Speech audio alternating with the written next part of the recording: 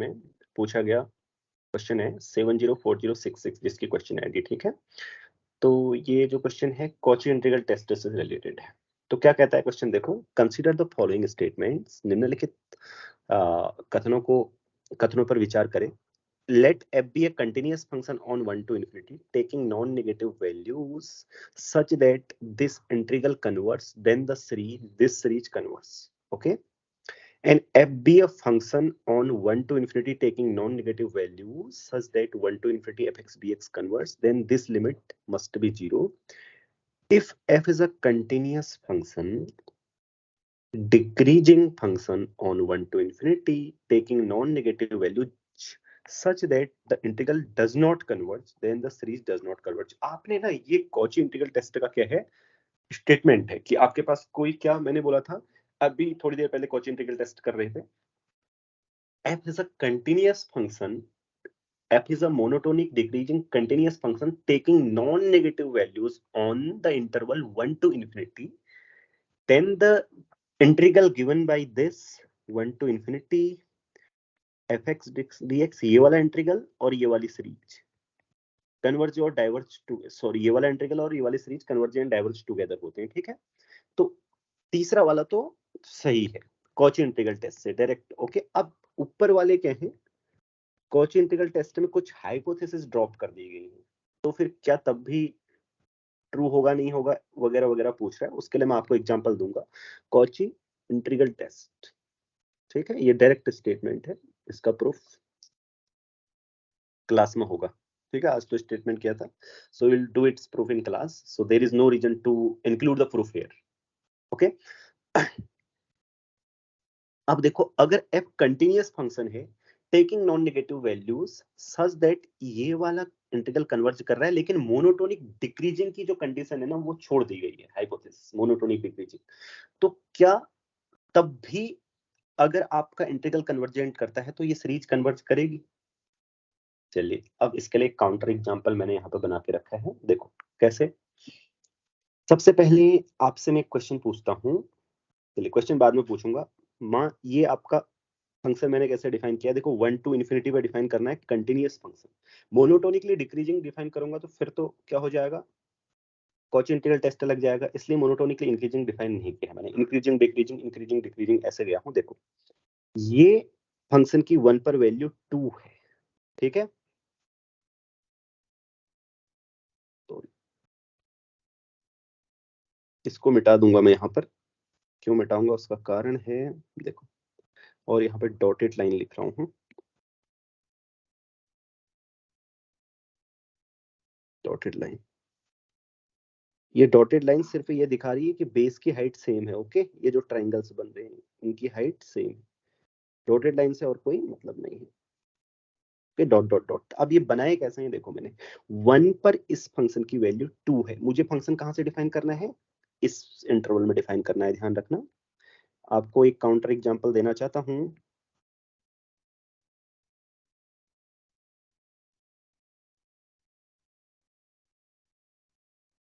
इस इंटरवल में, ये 1 टू इंफिनिटी इंटरवल है, तो इसमें मुझे फंक्शन डिफाइन करना है। तो 1 पर वैल्यू इसकी 2 है, ओके, 2 है। उसके बाद ये क्या करेगा, मोनोटोनिकली डिक्रीजिंग करेगा, नीचे आएगा, और इसका बेस कितना है, हाफ है।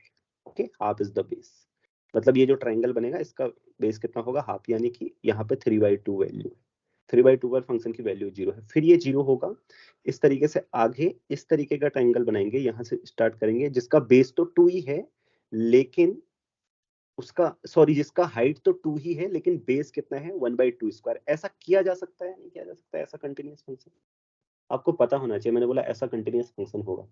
Is it possible to define such a function? If you know, yes.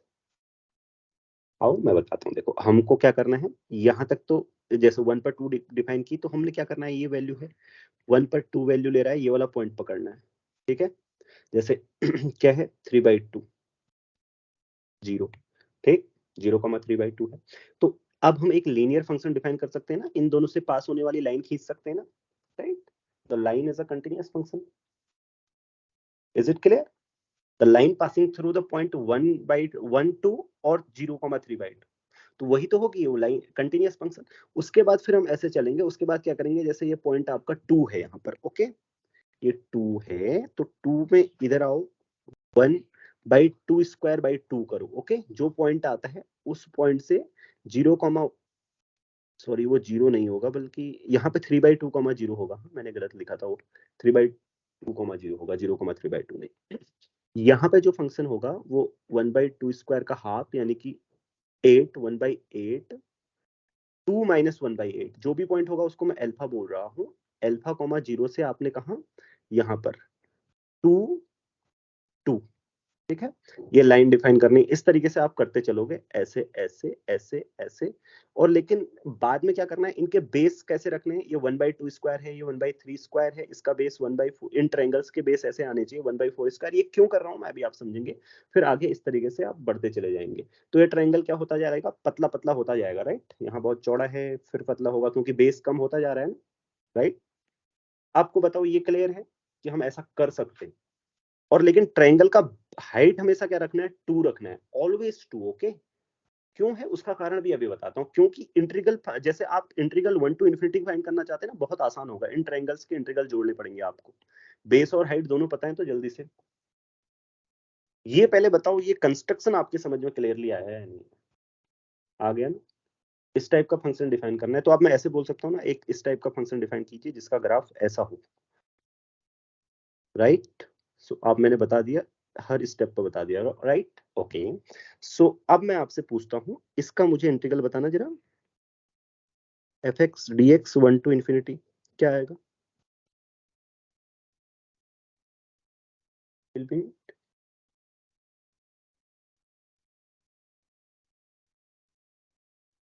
if I name it a1 triangle, a2 triangle, a3 triangle, अब बताओ चलो,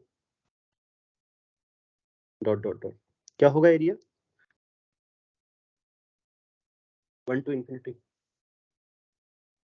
इसका इंटीग्रल कोई नहीं बता सकता sir 1 to yes 3/2 a1 dx हाँ,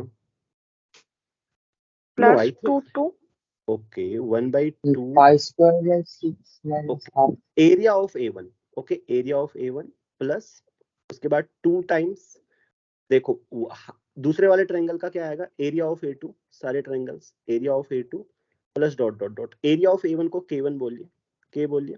आगे देखिए जो भी आ रहा है वो, ठीक है। हाइट कितनी है, 1/2, 1 आ रहा है, राइट, आ रहा है ना 1, क्योंकि इधर इसका बेस कितना है 1/2 है और ये हाइट है 2, तो 1/2 into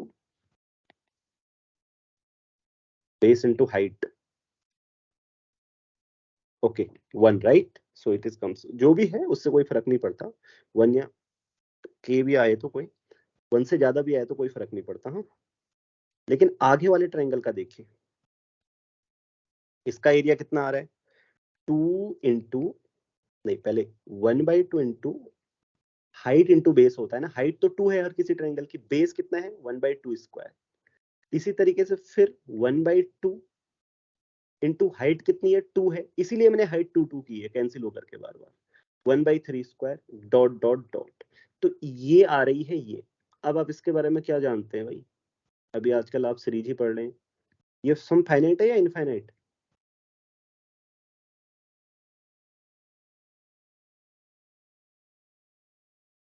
this some is finite और इनफाइनाइट। देर मत करो कहने में, इतनी देर तो तुम ही लगा देते हो। finite Yeah, just say finite. If you know, then say finite. Don't wait for others. It is finite, right? एक और भी फाइनाइट नंबर लो, π² 6 होती है इसकी वैल्यू। क्यों, सही लिखा ना मैंने। देखो इसका मतलब ये इंटीग्रल कन्वर्जेंट हुआ, लेकिन ये वाली सीरीज, इसके बारे में आप क्या कह सकते हैं, limit fn dn, sorry sorry summation fn, इसके बारे में आप क्या कहेंगे। समीशन fn का मतलब जानते हो, f1 plus f2 plus f3 dot dot dot. ये सीरीज कन्वर्जेंट है कि divergent,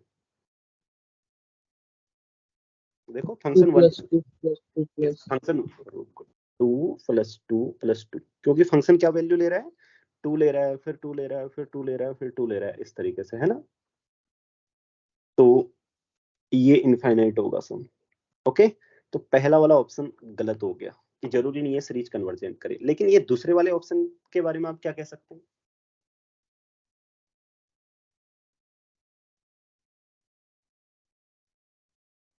limit extending to fx equal to 0। देखो इंटीग्रल कन्वर्जेंट कर रहा है तो लिमिट क्या है, इस फंक्शन की लिमिट क्या है एक्सटेंडिंग टू इन्फिनिटी पर? एग्जिस्ट और नॉट, 0 है या नहीं है?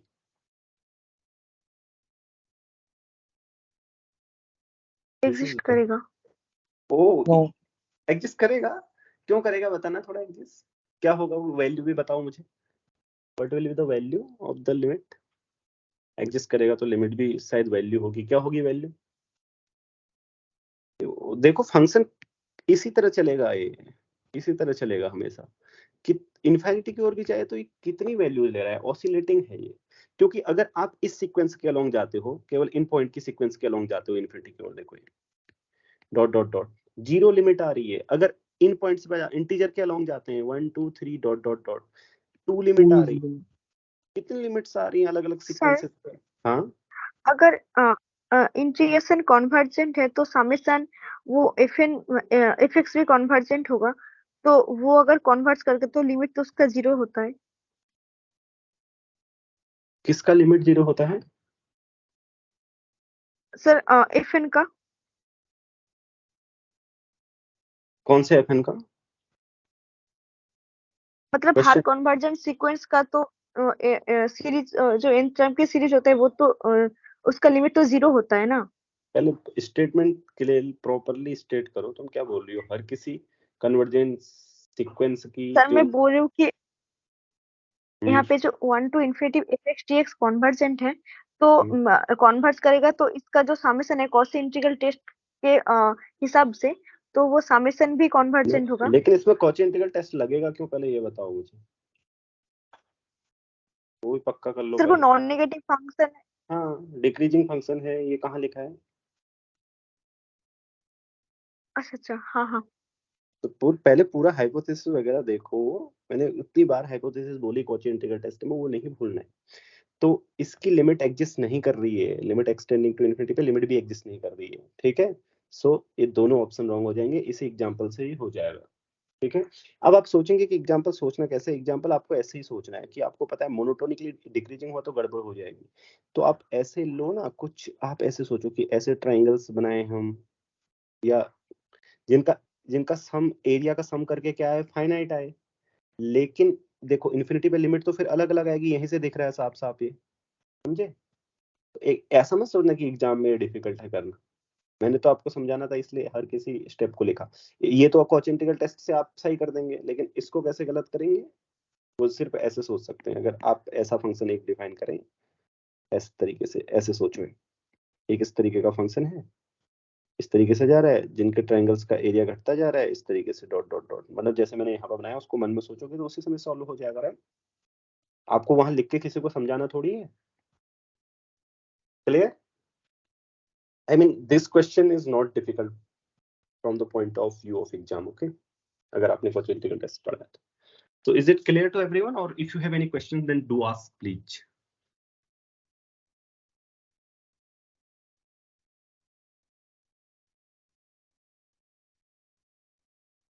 No questions? I will wait for some time to see if you have some questions. ये समझ में आ गया ना लिमिट एग्जिस्ट क्यों नहीं कर रही है? अगर एक्सटेंडिंग टू इन्फिनिटी पे लिमिट एग्जिस्ट करती है तो किसी भी सीक्वेंस के अलोंग सीक्वेंस की लिमिट वही आनी चाहिए। मतलब अगर आप extending to infinity limit fx exist करती है ना किसी भी फंक्शन की, तो कोई भी सीक्वेंस लो एक्सटेंडिंग टू इन्फिनिटी, तो लिमिट fxn की वही लिमिट आती है। लेकिन मैंने आपको दो सीक्वेंस के अलोंग अलग अलग लिमिट से दिखा दी उसकी, इसलिए, ठीक है? चलो, सो